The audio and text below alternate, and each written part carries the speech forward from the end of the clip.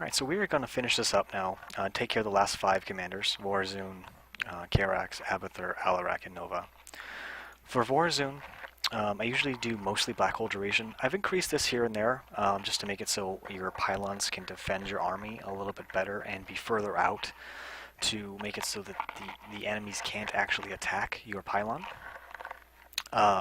For the time stop, or the Shadow Guard, I usually do time stop speed because it does increase the damage you do during that time stop, and that's going to be worth a lot more than Shadow Guard duration, because your Shadow Guard will usually take care of everything in its duration anyways. And then I usually do 45 and 15% because you can get 2 Dark Pylons out by the time that the Shadow Guard cooldown gets taken away or comes off cooldown, and then you can get your Shadow Guard, but you can still get 2 pylons and save some early minerals to take care of that. For Karax, if I know I'm going for a map or any random map that needs me to attack, I'm always going to do this, because your structures usually have enough life to begin with in general. But if I know I'm going to be playing a defensive build, or I can push forward with my cannons, I'm always going to do structure, life, and shields. So it depends on what you're going to be dealing with. I always do power set to healing beam regeneration rate, because that just ensures that you have enough healing to just keep your army alive no matter what. And then the initial and maximum Spirit of Doom energy, I always do 90 here because it makes it so you can get your expansion out right away. And that's really about it. Chrono Boost efficiency can be nice, but you have the Chrono Surge, so it's not going to matter as much for you. For Abathur, I always do Toxic Nest Respawn chance, because it does help to keep those nests alive, so you can have an area where you're constantly able to deal with enemy ground units. And that's really about it. I mean, it makes it so you can spread out your nest a little bit more. For power set 2, I usually always do biomass recovery chance, because it increases it to 80%, and you know, I don't usually lose a lot, but if you do lose a unit, it's not a Brutalisk or what are they called? Whatever, the air unit, then you're almost guaranteed to get the biomass back. And for the last set, it's always going to be Structure, Morph, and Evolution Rate.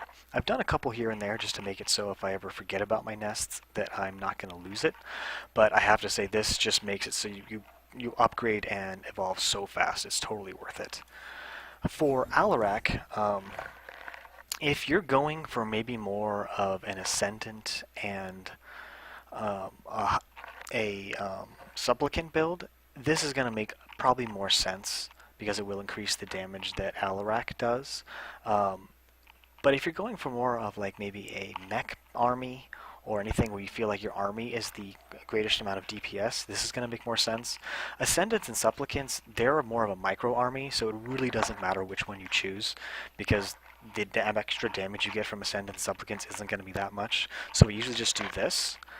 But that's Power Set 1. Power Set 2, Empower Me can be more powerful, because you do a lot more damage when you Empower Me, and it goes longer.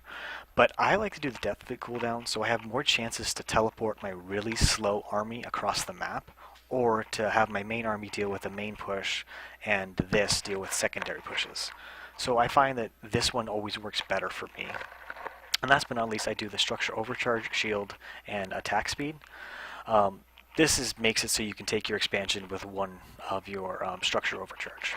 That's the main reason why. This doesn't do as much for me, and I've never really needed it, because he comes out pretty fast, so it's not that bad. So that's Alarak. And last but not least, Nova. This, I would like it to work really well, but it doesn't do that much. It's really, it just really doesn't do as much as I'd like it to. If it knocked it down to like 3 or 4 minutes, it'd be fine. But the max, I think, is like, what, 30 seconds? Yeah, 30 seconds. It doesn't do as much as you'd want it to, so it's totally not worth it. You might get 1 extra in a mission, or maybe 2, but it's not going to be as much as you'd like. So Griffin Airstrike cost is the one thing to do. It decreases it down to 700, which is really nice. So you get a lot of it out of that. I usually do combat unit attack speed. Nova attack speed, again, I more micro her, so I don't find that the extra attack speed does much. And you have mercenary units, and mercenary units are perfect for that extra attack speed because they're already doing that much more um, damage. So that much more damage than a basic unit. Plus you have the extra 50% attack speed. You're doing so much more damage. Um, the last set that I'm going to talk about in this video, and for Nova, is these two. I have wished that the energy regeneration would be a lot, but I believe it's like 10 or 10 a second or something like that, and all it does is increase it to 30, and the snipe refund is worth so much more than the Nova energy regeneration. Um, so it's not really worth it. So I just do combat life regeneration. This keeps every single one of your units fully healed between every attack wave, guaranteed.